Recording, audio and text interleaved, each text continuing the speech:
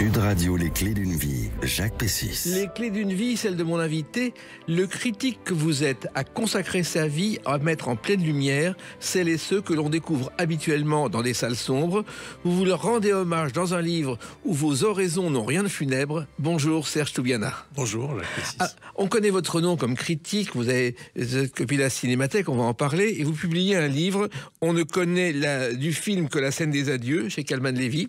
Un livre donc sur les personnalités que vous avez rencontrées, on va en parler aussi tout à l'heure, mais le principe des clés d'une vie, c'est d'évoquer votre parcours à travers des dates clés.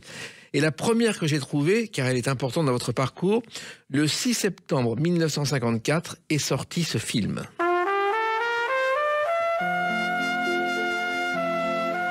La Strada, l'histoire d'une jeune femme simple d'esprit qui est vendue par sa mère à un forain ambulant qui l'emmène sur les routes. Et ce film, je crois, vous a marqué à vie. C'est un film que je n'ai pas pu regarder. Je mettais ma main devant l'écran tellement j'étais, je ne sais pas comment vous dire, horrifié. Mais j'avais 6 ans. Oui. J'étais un enfant. Et je ne sais pas pourquoi, mes parents, mon père et ma mère, nous étions à Tunis alors que je suis né à Sousse, qui est une ville très agréable en Tunisie, à 130 km de Tunis. Ce jour-là, nous étions à Tunis, un après-midi, je crois, et je ne sais pas pourquoi mes parents m'ont emmené avec eux voir ce film. Et je n'ai toujours pas compris aujourd'hui pourquoi ils m'ont emmené voir ce film, qui n'était pas un film pour enfants. Et je ne sais pas pourquoi, j'ai eu une espèce d'aversion, de phobie pour ce film, pour les personnages, pour la misère, pour le noir et blanc, l'Italie pauvre, ce personnage joué par la femme de Fellini, Giulietta Massina, Anthony Quinn, la violence, la promiscuité entre eux. Je trouvais, je sais pas, il y avait quelque chose qui m'a dit, c'était pas pour moi, quoi. Et donc ce film m'a marqué et a été décisif dans ma vie. Par le refus, pas du tout par l'adhésion ou l'enthousiasme, mais par la peur, quoi. Vous l'avez revu en 2009, je crois. Je l'ai vu oui, bien après. Je dirigeais la Cinémathèque, j'ai fait un hommage à Fellini, une rétrospective, et je me suis obligé à le revoir. Et j'ai vu le chef-d'œuvre. Oui, parce qu'en fait, il se trouve que Fellini a fait ce film et qu'aucun distributeur n'en voulait au départ. Et finalement, ça a été un tel succès que Giulietta Massina est devenu le Charlot au féminin. Exactement. Italie. Alors, vous vivez donc à Sousse, à 143 km de Tunis, et c'est une ville qui est curieusement jumelée à Nice depuis 2012, où il y a des studios de cinéma. La Victorine, bien sûr, oui. Alors, il se trouve que votre famille n'est pas du tout dans l'univers du cinéma, je crois, au départ. Votre père est horloger. Mon père est horloger bijoutier. J'ai compris bien plus tard le rapport qu'il y a entre l'horlogerie et le cinéma, parce qu'il y en a un, vous savez. Et ma mère était institutrice, puis directrice d'école. Je suis vraiment né dans une école pour enfants. Mais le rapport que je n'ai compris qu'après sa mort, le lien qu'il y a entre l'horlogerie, le mécanisme de l'horlogerie et le cinéma. Les frères Lumière, qui ont inventé le cinématographe il y a 130 ans, ce qu'ils ont inventé, en fait, c'est le mécanisme de la roue qui entraîne la pellicule dans la caméra lumière. Et c'est un mécanisme qui vraiment provient de l'horlogerie. C'est fou, ça. Et je m'en suis voulu de ne pas avoir saisi cela plus tôt pour avoir une plus grande connivence avec mon père.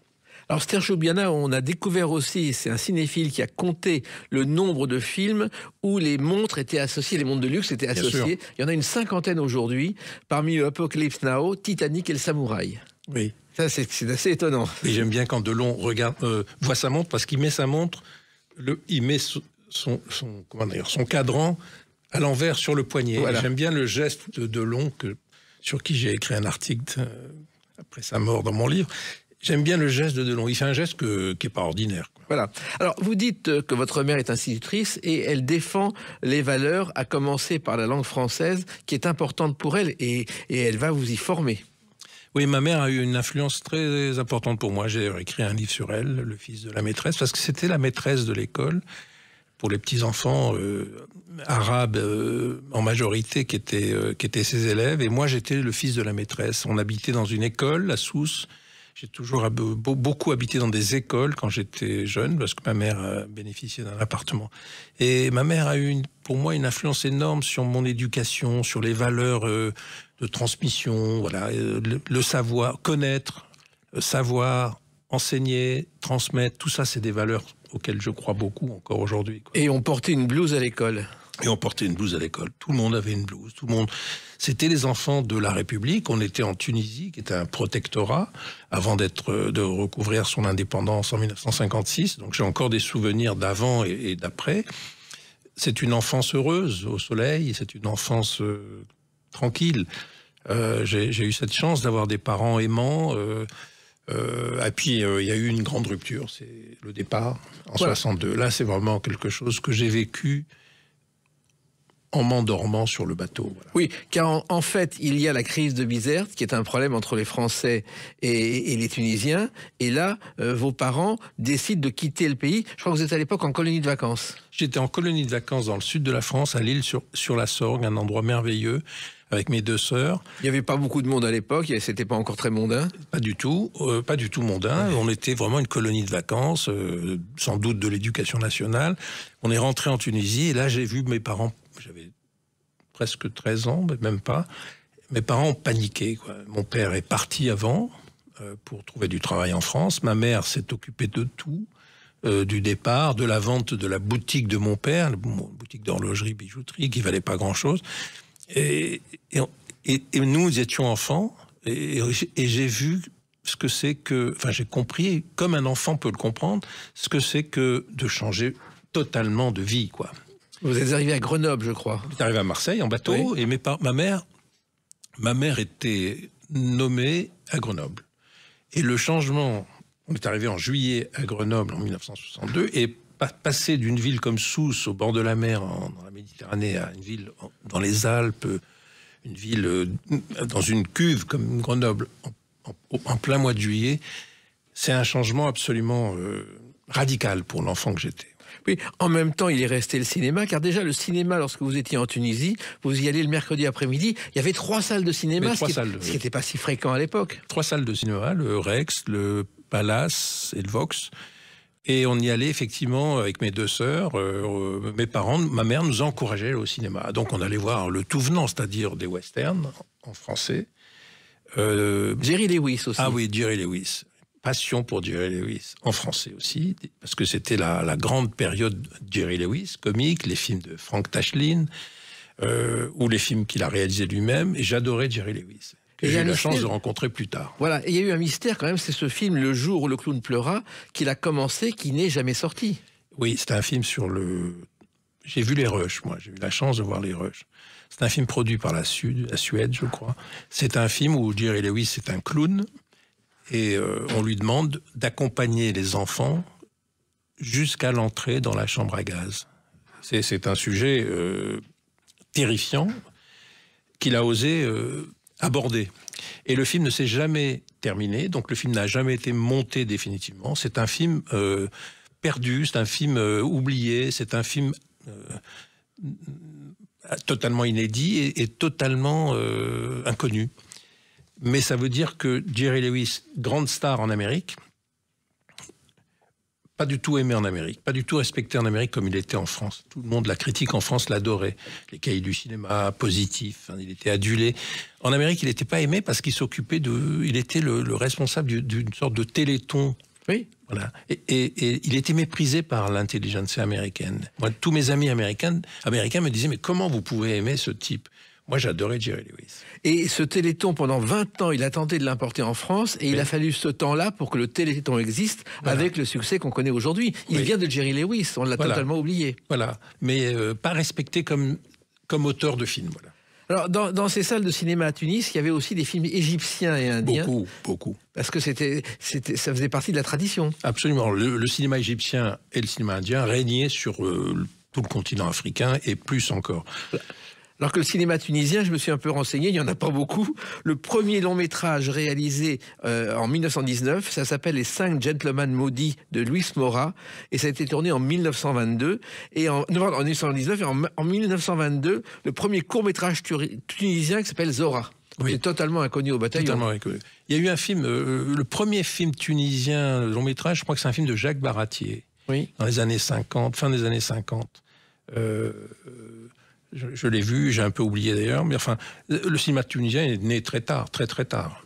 Alors, il y a aussi votre père qui a, si j'ose dire, une double vie lorsque vous arrivez à Grenoble, Serge Toubiana. Mon père, que j'aimais beaucoup et que j'aime encore plus maintenant, parce que sans doute je pense à lui et je pense que je lui ressemble beaucoup. Mon père était horloger bijoutier, il avait une passion pour le jeu.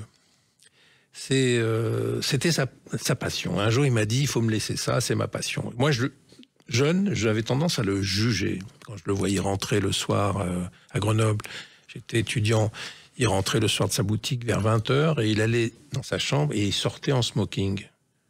Il était en smoking et il prenait sa voiture, je sais pas ce qu'il avait, une DS ou je sais pas quoi, et il allait à Divonne-les-Bains, qui était à 300 km, et il rentrait le lendemain matin quand moi je prenais mon petit déjeuner pour aller à l'université. Je voyais mon père comme ça, entre deux plans, comme ça, et j'avais peur, quoi. Le jeu, c'est une passion, mais elle est dévorante, quoi. J'ai mis du temps à l'accepter et à lui pardonner. Il avait le droit, après tout, c'est sa passion, il a le droit de la vivre. Mais pour moi, jeune, c'était je portais un jugement moral et je m'en suis beaucoup voulu de porter ce jugement.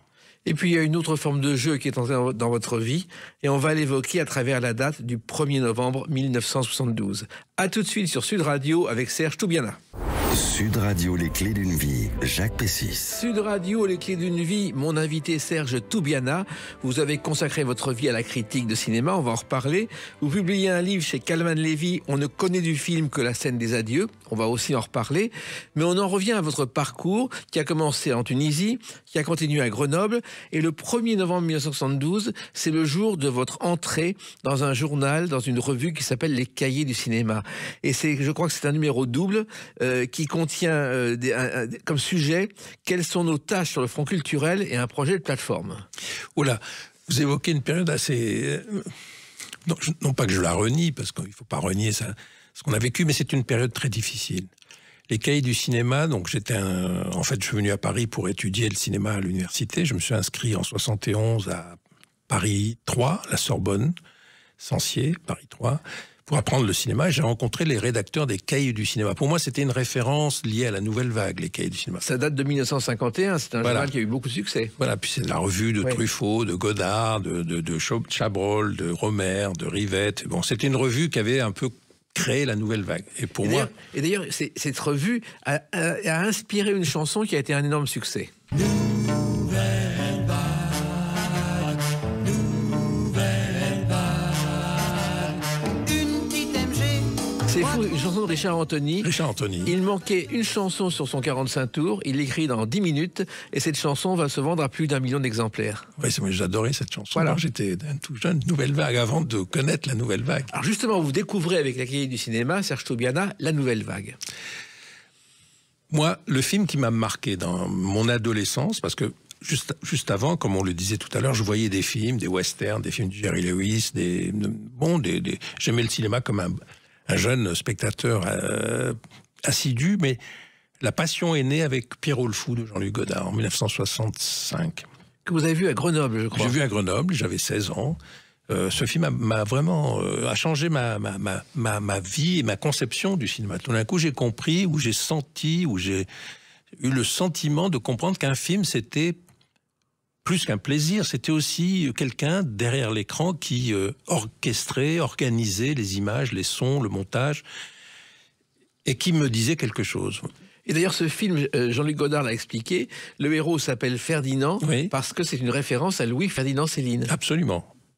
Et c'est aussi un personnage réel dans la mythologie un peu du polar. Exactement. Si et effectivement, en plus, c'était Jean-Paul Belmondo, quoi. Bon, Jean-Paul Belmondo dans ce film est sublime, désinvolte, et en même temps, il va se faire sauter le caisson, comme on dit trivialement. Et puis, il y a Anna Karina, qui était belle, il y a la Méditerranée, il y a la couleur, il y a tout ce que j'ai découvert dans ce film qui relève de la beauté, de la poésie, et aussi de la guerre du Vietnam, enfin beaucoup de choses. Ce film synthétisait une époque, j'étais là, jeune, tout d'un coup je l'ai pris en pleine poire, quoi. Et après j'ai commencé à regarder les films de Godard, évidemment, je me souviens de Masculin-Féminin, je me suis beaucoup identifié à Jean-Pierre Léaud, qui était une sorte d'alter ego, j'ai découvert les films de Truffaut, Baiser volé, puis après j'ai vu les films antérieure. Je n'ai pas vu les 400 coups en 59, j'étais trop jeune. Si vous voulez, je me suis familiarisé avec ces cinéastes-là. Et puis, je m'inscris à la faculté, je rencontre les gens des cahiers du cinéma. Mais l'époque était terrible, parce que c'était l'engagement politique. Extrême gauche, maoïsme. Moi-même, j'avais été un jeune militant à Grenoble. Par vos parents? Mes parents étaient communistes, puis bon, j'ai quitté le Parti communiste, je me souviens exactement le jour et l'heure presque. Le 22 août 1968. Pourquoi le 22 août? Parce que c'était le lendemain de l'intervention des chars soviétiques à Prague. Je n'ai pas accepté ça, j'étais jeune, hein, j'étais totalement immature, mais déjà membre du Parti communiste. Et l'idée qu'un pays comme l'Union soviétique agresse un pays frère, comme on disait dans le jargon, vous vous souvenez, les pays frères, j'ai trouvé ça insupportable. Je me souviens être allé réveiller un ami, Bernard Lévy, qui était comme moi au Parti communiste. Je lui dis, Bernard, on peut pas accepter, il faut qu'on marque notre différence. Et on s'est fait exclure du Parti communiste. Ce qui est un moment très très lourd dans une vie de jeune homme. C'est-à-dire le parti vous excommunie, vous êtes radié, quoi. Et c'est très lourd. Le Parti communiste à l'époque était un parti très puissant. Il faisait 25% du corps électoral. Mais moi j'étais un jeune homme, 19 ans. Et puis quand vous quittez le Parti communiste, vous le quittez plutôt à gauche qu'à droite. Je suis devenu d'extrême gauche, comme on dit maintenant aujourd'hui, c'est très banal de le dire. Et les cahiers du cinéma ont fait le même parcours et sont devenus extrêmement austères. On parlait plus de cinéma dans les années 71, 72, 73. Truffaut n'avait plus droit à une critique de film. C'était une période austère. Et je suis rentré à ce mauvais moment. Et heureusement, j'ai rencontré Serge Danet, qui était un des rédacteurs, qui était mon prof à Paris 3, Censier. Et on s'est liés parce qu'il m'aimait bien et je l'écoutais. Voilà, j'ai écouté pendant des mois et des mois Serge Danet parler. Et j'ai grandi grâce à ça. Il m'a un peu formé. Et puis à un moment donné, les cahiers sont arrivés au bout de leur parcours et il fallait tout reprendre, quoi. Et Danet a pris les choses en main et il m'a demandé de le seconder. Et puis un jour dans la rue, il vous dit tu vas prendre ma place. Oui, plusieurs années, 8, 9 ans plus tard, dans la rue du Faubourg Saint-Antoine, un jour, Serge Danet, qui habitait dans le quartier, me dit, tu sais, Serge, je vais partir à Libération. Serge Julie me propose le job, je peux pas refuser. Et là, j'étais paniqué. Mais qu'est-ce qu'on va faire sans toi? Si, tu vas te débrouiller. Et je me suis retrouvé rédacteur en chef des Cahiers du cinéma en 81, j'avais 32 ans, ce qui est assez jeune. Et j'ai tout de suite pris des décisions importantes, quoi, pour remettre les cahiers vraiment de plein pied dans l'amour du cinéma, et du cinéma américain, par exemple, qui, pendant toute une période, était totalement interdit. On ne parlait pas des films américains, parce que on confondait les films américains avec l'impérialisme américain, le Vietnam, etc. Bon, des erreurs absolument manifestes, mais quand même qui pesaient lourd sur la destinée de cette revue, qui est quand même une revue importante et mondialement connue. Voilà comment je me suis formé dans l'adversité et j'ai très vite compris ma rencontre avec Truffaut. Je ne sais pas si vous voulez qu'on en parle. Mais justement, un jour, vous décidez d'aller voir. En fait, François Truffaut a un bureau que j'ai connu, un bureau, on dirait un cottage londonien, oui, avec des boiseries, avec des livres, des romans policiers dans une bibliothèque, je m'en souviens très bien. Et vous décidez un jour d'aller le voir, oui, en tête-à-tête dans ce bureau, Serge Taubira. J'y vais avec Serge Danet. Oui. On est tous les deux. On lui demande presque une audience, comment dire. On lui a écrit. Et puis, miracle, il nous répond, sa secrétaire nous répond, François Truffaut est prêt à vous recevoir, venez tel jour. On arrive, et c'était très impressionnant, parce que, je ne sais pas si vous vous souvenez, il avait un bureau, donc rue Robert-Étienne, c'est une impasse qui donne sur la rue Marbeuf, au 2e étage, je m'en souviens très parfaitement. Champs-Élysées. Voilà, et il nous reçoit, et Truffaut avait une caractéristique qui m'a étonné, c'est qu'il était timide. C'était pas un homme jovial comme Chabrol, qui pouvait tout de suite vous taper sur l'épaule, vous tutoyer. Truffaut, il y avait plus de formes à respecter. Et on s'est assis en face de lui, et il nous a dit, dites-moi pourquoi vous voulez me voir. Et on s'est mis à parler, Danet s'est mis à lui parler, puis moi j'ai un peu parlé, puis on bredouillait un peu, on était très intimidés. En fait, on venait lui demander un peu de nous aider financièrement. Et la réponse a été cinglante, quoi. Cinglante. La première chose qu'il nous a dite, c'est si vous aviez eu du courage, vous auriez créé une autre revue que les Cahiers du cinéma pour écrire vos textes engagés, marxistes-léninistes, révolutionnaires, parce que cette revue a été créée par André Bazin et pas dans cet état d'esprit. Parce qu'André Bazin, c'était le créateur des Cahiers du cinéma, avec Jacques Deneuve-Valcroze, avec Claude Ducas, avec... voilà. Et Bazin, c'était le père spirituel de Truffaut. C'était celui qui lui avait mis le pied à l'étrier quand il était un jeune homme un peu rebelle, à 18, 19 ans. Et pour Truffaut, Bazin, c'était une figure essentielle. Et les Cahiers du cinéma, revue dans laquelle il a écrit lui-même très jeune, à 19 ans, 20 ans, c'était grâce à Bazin. Donc pour lui, c'était très important, comme capital symbolique, si vous voulez. Et la deuxième chose qu'il nous a dite, c'est vous venez me demander de l'aide financièrement, et je serai dorénavant avec vous d'une neutralité bienveillante. On s'est serré la main, on est parti. Serge Danet et moi, on a pris le métro sur les Champs-Élysées. On est rentré à la Bastille où étaient les bureaux des Cahiers du cinéma. On ne s'est pas parlé. C'était vraiment, on était secoués, quoi. Et moi, j'ai mis un temps pas trop long, mais à comprendre. Une neutralité bienveillante. Qu'est-ce que ça veut dire? Je crois que cette phrase m'a marqué. C'est un peu comme la Strada que j'ai vu d'enfant.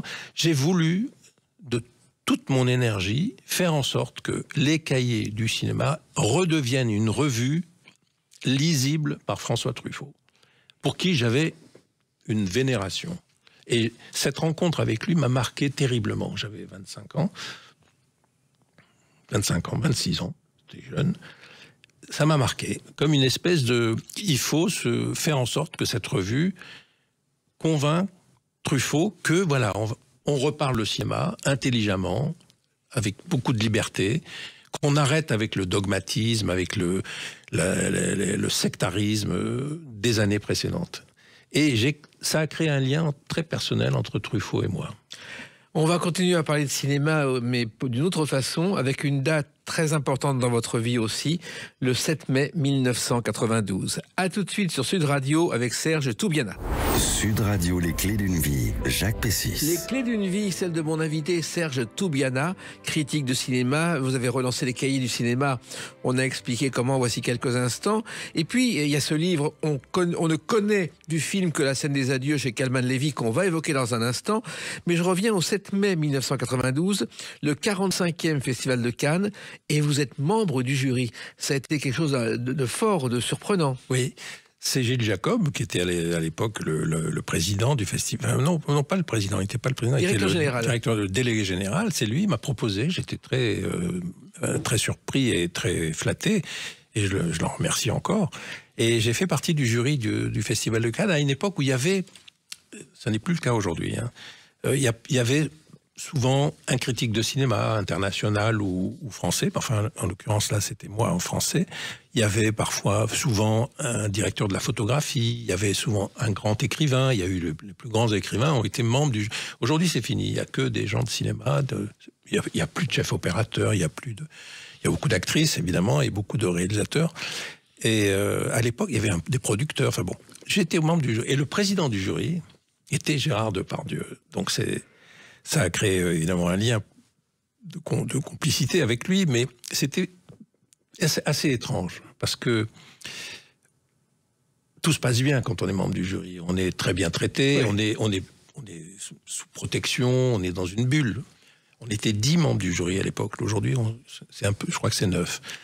Et un jury, évidemment, très international. J'ai un souvenir, il y avait Pedro Almodóvar dans le jury, qui était un homme délicieux. Il y avait une actrice, Jamie Lee Curtis, une très belle actrice, très grande actrice américaine. Il y avait un cinéaste, John Borman, un grand cinéaste. Il y avait, c'était des personnalités, si vous voulez. Des personnalités complémentaires. Complémentaires. Mais il y a un moment où ça se tend, si vous voulez. C'est quand il s'agit de faire un palmarès. Oui. Et le palmarès, on commence à discuter. Il y a des réunions presque tous les jours, tous les 2 jours, pour faire le point, pour éliminer, c'est normal. Et puis surtout pour apprendre à se connaître, à se parler. Et quand est arrivé le moment du palmarès, un dimanche matin, dans la villa au-dessus de la villa de Domergue, je pense que ça existe encore et que c'est là que le jury se réunit, au-dessus de Cannes, la délibération a duré, je sais pas, 1h30, très courte, en présence de Gilles Jacob, bien sûr. Et il y a eu 9 voix sur 10 pour un film, Mes meilleures intentions, de Billy Auguste, qui avait déjà obtenu une palme d'or. C'est donc sa 2e palme d'or. Et j'étais le seul à ne pas voter pour ce film.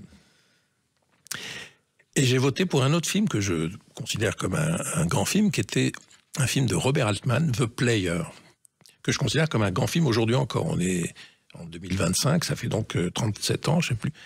Et à un moment donné, Gérard Depardieu a demandé à ce que... Non, c'est pas Gérard Depardieu, c'est un producteur dont j'ai oublié le nom, attendez, il va revenir, mais qui dit, est-ce que Serge peut se rallier à notre décision pour avoir l'unanimité? Je dis non, moi je garde ma voix pour The Player d'Altman. Et évidemment, il a eu la Palme d'Or. Gérard Depardieu, président du jury, a voulu me faire presque un peu de... Il avait un peu de peine pour moi. Il m'a dit, est-ce que tu veux qu'un film soit au palmarès? J'ai dit oui, j'ai poussé un film de Victor Erice, qui est un cinéaste espagnol que j'aime beaucoup, mais qui a fait 3 films, dont le film, en 1992, était El Sol del Membrillo. C'était un film qui durait plus de 2 heures, où un peintre peint un cognacier pendant 2h30. Et je me souviens de la projection dans le palais du festival. Depardieu ne tenait pas en place, quoi. Tellement c'était lent, ça l'ennuyait. Et je me suis rendu compte que Depardieu adore le cinéma, mais pour en faire, pas pour regarder. Bon, il tient pas en place, quoi. Il a une énergie, il a son corps, tout, son volume, sa passion, bon. Et ce film été au palmarès. Et j'en suis très fier parce que Victor Erice est un cinéaste très important. Mais c'est un souvenir mitigé, vous voyez, d'être jury. Parce qu'en plus, moi, j'ai aussi participé à quelques festivals de Cannes, et je pense souvent aux membres du jury, parce qu'il faut tenir le choc de voir tous les films. Oui. Et je me souviens de m'être retrouvé un jour dans une salle à côté de Françoise Sagan, membre du jury. Elle a dormi pendant tout le film. Présidente du jury. Oui. Elle a dormi. Elle a dormi. Sur mon épaule. Donc, c'est quand même un rythme particulier. Il faut vraiment... il faut voir 2 films par jour, c'est le minimum. Bon, moi je sais, j'ai l'habitude parce que j'ai été critique pendant toute ma vie, j'adore voir des films, mais c'est vrai qu'il faut sans compter qu'à Cannes, il y a beaucoup de sollicitations, les fêtes le soir, vous pouvez rentrer vous coucher à 3h du matin, voilà, et là vous êtes emporté par la folie, quoi, la frénésie, le plaisir, bon, voir des films, il faut être en forme physiquement, quoi. Alors, ce festival avait une particularité, il était dédié à une actrice qui venait de disparaître quelques jours plus tôt. Mes premières vacances que j'ai eues de l'Amérique, j'ai passé à Paris. Marlène Dietrich, qui est morte, je crois, la veille de l'ouverture du festival. Vous ne l'avez jamais rencontrée? Non, jamais rencontrée. Moi, je l'ai souvent eu au téléphone parce qu'elle lisait mes chroniques. Oui. Et un jour, elle m'appelle, elle me dit, vous savez que François Mitterrand a une fille qui s'appelle Mazarine. Personne ne le savait. Elle le savait. Elle le savait. Et je lui dis, mais Marlène, comment savez-vous ça? Elle me répond, quand on a travaillé pendant la guerre avec les services secrets, il en reste toujours quelque chose. Formidable. Extraordinaire. Mais c'est vrai que là aussi, c'est une chose très particulière. Marlène Dietrich faisait partie de stars qui n'existent plus, que vous avez eu le privilège de côtoyer. Oui. Oui, ben, il y a des stars, il y en a encore, mais il y en a beaucoup, même très jeunes. Les stars que j'ai rencontrées quand j'étais critique de cinéma, journaliste au Cahier du cinéma, ou que j'ai reçu beaucoup à la Cinémathèque, quand j'ai dirigé la Cinémathèque pendant 13 ans, je crois. C'est toujours intéressant de les rencontrer et surtout de leur poser des questions. Quand j'ai pris la Cinémathèque en 2005, j'ai rendu hommage à Catherine Deneuve, à Isabelle Huppert, à Juliette Binoche, et j'en passe. Bulogier, et puis beaucoup d'autres, et des Américains aussi beaucoup. C'est toujours intéressant de les faire parler sur scène, quoi. Parce que comment construire une carrière, quoi. C'est passionnant parce que les acteurs, les actrices, on l'oublie, mais c'est pas elles qui décident de tout, quoi. Elles sont choisies. Elles sont... Un mot qu'il ne faut plus employer, paraît-il. Elles sont désirées. Oui. On a le désir de filmer quelqu'un. Bon, aujourd'hui, il paraît qu'il faut faire attention avec ce mot. Mais bon, je ne vois pas d'autres mots. C'est pas faire un film, jouer dans un film, diriger quelqu'un dans un film, c'est pas un travail de salarié, quoi. C'est autre chose. C'est un travail, comment dire, qui relève aussi du choix esthétique, du regard, de vouloir faire quelque chose à quelqu'un. Bon, un homme, une femme, des enfants aussi, souvent. Et ça, je crois que c'est la vérité du cinéma. Évidemment, il faut se protéger de tout débordement, de tout geste déplacé, ça va de soi. Bon.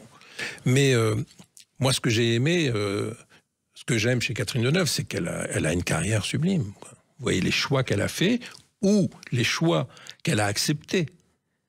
Parce qu'on le lui a proposé, de Jacques Demy à Louise Buñuel, en passant par Truffaut, par Polanski, par beaucoup d'autres.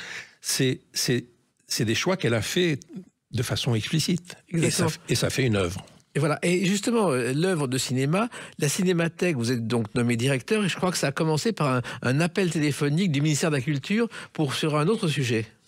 On vous a demandé de faire une mission. Ah oui, c'est Jean-Jacques Ayagon, qui était ministre de la Culture, qui m'a confié une mission importante sur le patrimoine cinématographique. J'avais du temps à l'époque. J'ai dit oui, et c'est un rapport. J'ai fait un rapport, ça m'a pris 6 mois, et j'avais un collaborateur formidable qui venait de la Cour des comptes, Denis Berthomier, qui m'a beaucoup aidé à y voir clair sur le plan administratif, juridique et autres, les rouages de l'État, etc. Et j'ai fait un rapport, et j'ai remis mon rapport au ministre. Et un jour, quand j'ai remis mon rapport au ministre, tout début janvier 2003, il m'a regardé dans les yeux et il m'a dit « Maintenant, c'est une question d'homme ». J'ai baissé la tête. En gros, ça voulait dire une chose très claire. J'ai compris quelque chose d'essentiel avec les ministres. C'est que ils voulaient que je sois le directeur de la Cinémathèque. Or, sincèrement, je n'avais pas écrit ce rapport pour être directeur. J'avais écrit ce rapport pour rendre service à l'État. Bon. Et là-dessus, un homme s'est opposé à ce que je sois directeur. Je vais en dire du bien parce qu'il est mort il y a très peu de temps. C'est Jean-Charles Takela, que vous avez peut-être rencontré. Il était président de la Cinémathèque. Et il voulait pas que je sois directeur. Parce qu'il m'a dit, il disait au conseil d'administration, Toubiana, c'est l'homme du ministre. Et en revanche, il y avait 2 personnes qui étaient vraiment favorables à ce que je sois directeur. C'est un producteur que j'ai beaucoup aimé, qui s'est malheureusement suicidé, Humbert Balzan, oui. Un homme génial. Et Martine Offroy, qui travaillait chez Gaumont et qui était vice-présidente, et ils étaient convaincus que je serais l'homme de la situation. Jean-Charles Takela a préféré démissionner que de me nommer. On s'est beaucoup réconcilié après, et j'ai été nommé fin avril 2003. Et alors, vous avez travaillé pendant des années, mais il y a une autre opération aussi qu'on a un peu oubliée, oui. Que vous avez menée. Ça s'appelait Premier siècle de cinéma, Serge Toubiana. Oui. Avec une rétrospective d'1 siècle de cinéma. C'était pour célébrer les 100 ans du cinéma. Oui. Et Jacques Lang était ministre de la Culture. Il m'a nommé avec un comparse qui était quelqu'un que j'aimais beaucoup, que je respectais énormément, qui s'appelait, il est mort aussi, Alain Crombec. Alain Crombec était un homme de théâtre, il a dirigé le festival d'Avignon, il a dirigé le festival d'automne à Paris, etc. Et le ministre a choisi comme président de cette association un homme que j'ai beaucoup aimé et admiré, Michel Piccoli. Exactement. Et on a fait une petite équipe pour faire en sorte qu'en France, pays de la naissance du cinéma grâce aux frères Lumière en 1895, grâce aussi à Méliès et beaucoup d'autres, que le centenaire du cinéma soit célébré partout en France. Ça a été un travail incroyable. On a été voir, avec Michel Piccoli, on a été voir Jacques Chirac, qui était le maire de Paris, il nous a reçus, mais à pile poil à midi, pas une seconde de retard, contrairement à, paraît-il, beaucoup d'hommes politiques qui prennent... Et on s'est vraiment très bien entendu avec Jacques Chirac. On a été voir Charles Pasqua, qui était ministre de l'Intérieur, on a été voir le maire de Lyon, Michel Noir à l'époque, parce que Lyon, c'est la ville des Frères Lumière. On a été voir le maire de Toulouse, Dominique Baudis. On a fait le tour de France pour faire en sorte que partout en France, le centenaire du cinéma soit bien célébré. Ça nous a pris 3 ans. Voilà. Et il y a eu un film qui s'appelle Les 101 nuits de Simon Cinéma, justement, Daniel avec Zarda. Michel Piccoli, et une débutante qui s'appelait Julie Gaillet. Julie Gaillet, effectivement. Qui débutait dans ce film. Qui débutait. C'est un film d'Agnès Varda. Voilà. Exactement. Agnès Varda qui avait la particularité de monter ses films dans son appartement au fond d'une impasse. Louis Daguerre, bien sûr. Exactement. J'ai souvent été chez elle. Ce qui était assez particulier. Et vous avez eu toutes les stars de De Niro, Harrison Ford. Tout le monde. Delon, Piccoli, Tout le monde joue dans ce film. Enfin, tout le monde passe dans le film, fait un petit rôle, quoi. Voilà. Et ce film a été projeté sur le parvis des droits de l'homme. Oui. C'était un moment extraordinaire. Absolument. Ça veut dire que le cinéma en France a beaucoup de valeur encore. Moi, je crois, on parle au moment où le Festival de Cannes commence, et je pense qu'en France, il y a une conjonction très particulière de l'amour du cinéma, de la cinéphilie. On a le plus grand festival de cinéma au monde, qui est le Festival de Cannes. On a des revues de cinéma qui font un travail d'éducation positif, les cahiers du cinéma et d'autres. On a aussi un CNC extrêmement efficace. On a une volonté publique, que le ministre soit de droite ou de gauche, ça ne change rien. Il y a une volonté publique de protéger le cinéma, qui est souvent mise à mal par les plateformes, le développement de l'audiovisuel, tout ça. On a su trouver un consensus qui fait que le cinéma est protégé. Et c'est formidable. Et le cinéma, justement, on va l'évoquer à travers la date de sortie de votre livre, le 16 avril 2025. À tout de suite sur Sud Radio avec Serge Toubiana. Sud Radio, les clés d'une vie, Jacques Pessis. Sud Radio, les clés d'une vie, mon invité Serge Toubiana. Donc on a évoqué votre parcours de critique, de jury au Festival de Cannes, de directeur de la Cinémathèque. Et aujourd'hui, qui est aussi quelques jours, le 16 avril 2025, est sorti un livre. On ne connaît du film que de La scène des adieux, chez Calman Levy. Et ce livre, ce sont les oraisons funèbres de comédiens, de metteurs en scène, de comédiennes que vous avez rencontrés. Pourquoi ce livre aujourd'hui ? Je me suis rendu compte que j'avais beaucoup écrit à l'occasion de la mort de figures du cinéma que je connaissais ou que j'admirais. Et je me suis dit, ça fait une collection, quoi. Il y a plus de 80 textes. Le premier, c'est sur François Truffaut, quand il est mort, le 21 octobre 1984. J'étais le rédacteur en chef des Cahiers du cinéma. J'apprends la mort de Truffaut. Il avait 52 ans. C'était quelqu'un que j'avais eu la chance de rencontrer, de connaître, et surtout d'admirer. Je me suis naturellement senti obligé de lui rendre hommage dans les Cahiers du cinéma. J'ai écrit un texte sur lui, on a même fait un numéro spécial à la mort de Truffaut, qui est sorti en décembre 84, qui a eu un énorme succès, parce que tous ses amis, ses collaborateurs, beaucoup de cinéastes dans le monde, dont Spielberg, entre autres, et beaucoup d'autres, lui rendaient hommage. Truffaut a été... Quand il est mort, il y a eu une émotion énorme en France et partout dans le monde. Il était très aimé. Et puis... Comme en tant que journaliste et rédacteur en chef des Cahiers du cinéma, je me suis senti contraint d'écrire dès que quelqu'un mourait, quoi. Et puis à la Cinémathèque, quand il y a eu des morts, je rendais hommage. Je me souviens de l'hommage qu'on a rendu à Chabrol, par exemple, quand il est mort. Sa famille a demandé à ce qu'on fasse la cérémonie devant le parvis de la Cinémathèque, rue de Bercy. Frédéric Mitterrand était le ministre de la Culture à l'époque. Isabelle Huppert est venue prononcer un discours, le ministre aussi. C'était une grande émotion. Et j'ai écrit, évidemment, moi-même, un discours pour rendre hommage à Chabrol, que j'aimais beaucoup comme homme. C'était même un de vos cinéastes préférés. Un de mes cinéastes préférés. Et puis l'homme était formidable, jovial, facile, complice. Et puis, donc voilà, je me suis rendu compte que j'avais écrit plus de 80 textes. Et quand j'ai présidé Unifrance, en 2017, j'ai eu 3 mandats de 2 ans. Dès qu'une personnalité du cinéma français décédait, je rendais hommage. Belmondo, Michel Bouquet, Jean-Louis Trintignant, Gaspard Ulliel, Michel Piccoli, bien sûr. Donc voilà, je me dis, ça fait un ensemble de textes, quoi. C'est des textes que j'ai écrits, c'est des textes où je me suis investi. J'ai essayé de dire tout le bien que je pensais de ces personnes. Oui, ce sont des horizons funèbres, mais amicales et affectueuses et admiratives. Toujours. Il y a toujours un fond d'admiration. C'est trouver la vérité de la personne. Annie Girardot, j'étais à ses obsèques à Saint-Roch, l'église Saint-Roch. C'était bouleversant parce que tout d'un coup, je crois que c'est Claude Lelouch qui était là, qui a lancé le truc. On applaudit dans une église. J'avais jamais fait ça. Jamais vu ça, d'ailleurs. On a l'assemblée réunie à l'église Saint-Roch s'est mise à applaudir. Et on a applaudi le cercueil comme au spectacle, quoi. C'est ce qui se fait beaucoup aujourd'hui. Ça se fait beaucoup. Et je trouve ça formidable. Parce que c'est vraiment le dernier hommage. Mais un hommage vibrant, quoi. Non pas... Voilà. Donc voilà, cet ensemble de textes, ça fait une espèce de guirlande autour des personnalités que j'ai admirées. Et pourquoi ce titre, on ne connaît du film que La scène des adieux? J'avais pas de bon titre. Alors mon éditeur, Philippe Robinet, un jour on déjeune à Montparnasse et il me dit, c'est pas grave, tu lis Aragon, tu vas trouver. Je rentre chez moi, je prends mes livres d'Aragon, de poésie, et c'est vrai, si vous cherchez un titre, conseil à nos auditeurs, vous lisez Aragon. Et à un moment donné, un poème d'Aragon, et hop, je trouve ça un vers. On ne connaîtra jamais du film que la scène des adieux.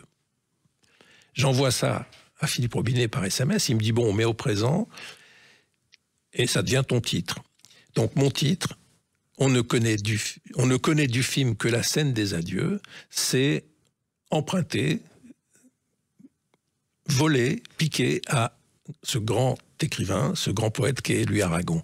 On ne connaîtra jamais du film que la scène des adieux. Et c'est exactement, ça relève du contenu de mon livre. Voilà, et sur la couverture, il y a une photo qui évoque un film culte. Mais je ne pourrai jamais vivre. Les Parapluies de Cherbourg, pourquoi cette couverture? Pourquoi cette...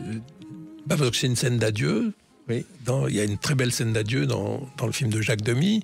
C'est quand le personnage masculin prend le train pour aller au service militaire et faire la guerre en Algérie, quoi. C'est la toile de fond du film de Jacques Demy, Les Parapluies de Cherbourg. Et puis c'est Catherine Deneuve qui est sublime, pour qui j'ai une très grande admiration. C'est une scène des adieux. Et cette musique de Michel Legrand, elle a fait le tour du monde. C'est devenu un classique de jazz, quoi. Donc voilà, il y a un texte sur Jacques Demy que j'ai eu la chance de connaître, que j'ai beaucoup admiré aussi comme cinéaste et comme personne aussi, comme homme. Mais il se trouve aussi que ce film, il y a un petit miracle. Michel Legrand n'arrivait pas à trouver de producteur et il dîne un soir avec son ami Francis Lemarque. Ils jouent aux cartes ensemble et il parle de ça. Et Lemarque dit, écoute, moi je veux bien t'aider, je serai éditeur des chansons, on ne sait jamais. Et c'est comme ça que Lemarque a sauvé Les Parapluies de Cherbourg. C'est génial. Il y a aussi la rencontre, c'est Mac Bodard qui avait produit. Et vous savez que Mac Bodard était très lié au patron de François. Oui, à Pierre Lazareff. À Pierre oui. Lazareff, dont je crois qu'elle était la maîtresse. Oui, bien sûr, oui. Et c'est ça qui a sauvé Les Parapluies de Cherbourg. Et le film, on l'a est sorti en France, à Paris, puis a été sélectionné au Festival de Cannes en mai 1964 et a gagné la Palme d'Or et a fait le tour du monde. Effectivement, il y a eu des gens courageux, parce que les producteurs français ne voulaient pas de ce film, parce qu'il était un film chanté, préenregistré, etc. etc. Aucun intérêt, effectivement. Alors, il se trouve aussi que quand on lit votre livre, on se rend compte combien la transmission est importante, d'autant plus aujourd'hui aux jeunes générations. Car transmettre ce qu'ont été les acteurs du passé est essentiel. Pour moi, oui. Pour moi, oui, parce que, je ne sais pas comment vous le dire, mais ma crainte, ma principale crainte, c'est l'oubli. Je ne sais pas pourquoi. J'ai peur de l'oubli. J'ai peur qu'on oublie les choses qu'on a vécues, les gens qu'on a aimés. Évidemment, d'abord ses parents, ses amis, mais aussi au cinéma. C'est-à-dire, le cinéma, c'est l'art, je ne sais pas comment dire, c'est ce qu'on a aimé, ce qu'on aime dans l'instant même où on voit un film, on sait que ça n'est qu'éphémère, ça peut s'effacer, ça peut disparaître. Et c'est pour ça qu'on aime le cinéma. On y retourne d'ailleurs pour ça, pour retrouver ce plaisir de l'enfance, ce plaisir de la découverte, de l'éphémère, des choses furtives, mais qui sont inscrites, qui sont écrites, qui sont gravées même sur pellicule. Maintenant, il n'y a plus de pellicule, c'est le numérique.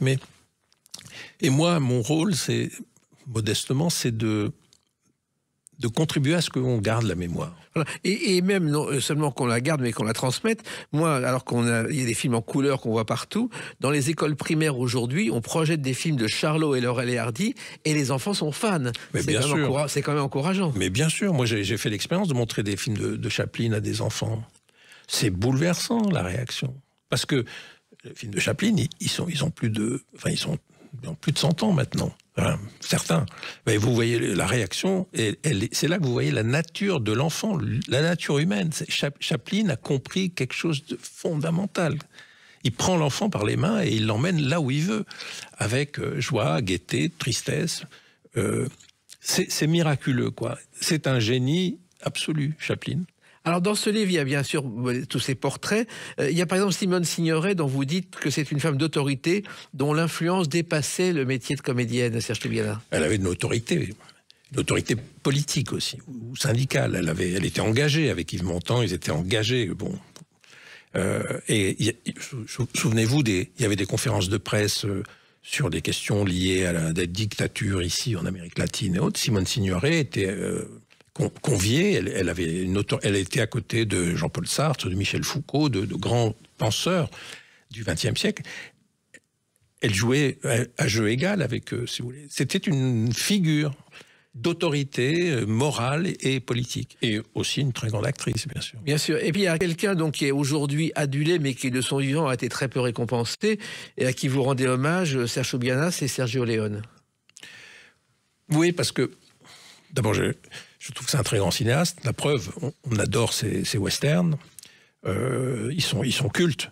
On adore aussi la musique de Ennio Morricone, qui a fait les films de Sergio Leone. Moi, j'ai une passion toute particulière pour le dernier film de Sergio Leone, c'est Il était une fois en Amérique, que je considère comme un film proustien, c'est-à-dire un film sur la mémoire, justement, sur l'enfance, sur la mélancolie du personnage interprété par Robert De Niro, qui se souvient de son enfance dans ce quartier pauvre de New York. Et bon, pour moi, ça évoque un petit peu, très humblement, mon enfance à moi-même en Tunisie, le petit-fils de la maîtresse qui grandit, qui aime le cinéma et qui essaie de retrouver un peu les saveurs de l'enfance, quoi. C'est vraiment... Je crois que quand on est un homme ou une femme, je pense qu'on est travaillé par cela, on est hanté par ça. Plus le temps passe, plus on vieillit, plus on avance en âge, on essaie de retrouver un peu les saveurs de cette enfance, de cette liberté, de ce moment un peu magique qu'on a vécu, et dans lequel le cinéma joue un rôle essentiel. Moi, j'ai toujours été au cinéma, quoi. Et puis il y a quelqu'un donc qui a été la doyenne du cinéma et qui nous a quittés récemment, avec qui vous avez écrit un livre, qui est Micheline Prel. Oui, j'adorais Micheline Prel. J'ai écrit un livre avec elle. C'était très difficile de faire un livre avec elle. Pourquoi? Parce qu'elle n'avait pas de mémoire. Micheline était une femme du présent. Elle ne vivait que pour le présent. Le passé, ça ne l'intéressait pas. Et pourtant, son passé m'intéressait beaucoup. Ouais, vous voyez, vous imaginez les films qu'elle a fait, mythiques, Falbala de Jacques Becker, le film avec Gérard Philippe, d'après Radiguet. Bon, c'est des choses essentielles qui ont fait sa mythologie. Et puis, je connaissais bien son parcours, puis j'étais ami avec elle. C'était une femme délicieuse en amitié. Mais la mémoire, non. Elle allait au cinéma tous les après-midi, à Odéon, elle habitait là, hein, à Odéon. C'était quelqu'un qui vivait pour le présent. Donc faire un livre de mémoire, c'était très difficile. Mais c'était une femme magnifique. Et elle a marqué sur la télévision, parce qu'à une époque où les acteurs et les actrices considéraient que faire de la télévision, c'était inadmissible, elle a créé avec Daniel Gélin les Saintes Chéries, et c'est la première fois qu'une comédienne de cinéma est allée à la télévision. Et ça a été un succès colossal. Exactement. Tous les Français se sont reconnus en elle, parce que c'était une personnage, avec Daniel Gélin, un couple magnifique, très raconté, filmé au quotidien, les tracas, les embouteillages, Paris. C'était révolutionnaire dans les années 60 de faire ça. Le cinéma a été votre vie. Est-ce que vous savez à peu près combien de films vous avez vus dans votre vie, Serge Toubiana? Non, je ne sais pas, je ne l'ai jamais compté, mais c'est beaucoup. Beaucoup. Parce que je vois à peu près, disons, allez, un film par jour. Donc ça fait quand même longtemps. Oui. Ça fait longtemps, donc ça, si on calcule, si on prend la calculette, oui, ça fait beaucoup, quoi. Et toujours, la passion reste intacte. Oui, parce que je vous dis, quand je vois un film, soit chez moi, soit en salle, je vais beaucoup en salle, le début, quand le noir, la salle devient noire, l'écran s'allume, c'est une première fois, quoi. Vous oubliez tout ce que vous avez vu, ça n'existe plus. Vous êtes là, c'est une image vierge qui va arriver à vous et vous allez être captivé, pris et embarqué quelque part. C'est ça que j'aime. Vous voyez, dans l'amour du cinéma, il y a aussi cette idée d'aller voir quelque chose pour la première fois, ça efface tout le reste, et puis on est pris, on est embarqué, et on s'en va quelque part, on ne sait pas où. Mais on y va. En tout cas, il y a l'amour des acteurs et des actrices et des réalisateurs et des producteurs que vous évoquez dans ce livre. On ne connaît du film que la scène des adieux chez Kalman Levy, que je recommande parce qu'on découvrira beaucoup de portraits très affectueux et souvent très insolites de celles et ceux qu'on connaît à travers le grand écran. Merci Serge Toubiana et continuez à aller au cinéma. Vous allez au cinéma ce soir ou demain? Sûrement. C'est moi qui vous remercie. Merci, les clés d'une vie, c'est terminé pour aujourd'hui. On se retrouve bientôt. Restez fidèles à l'écoute de Sud Radio.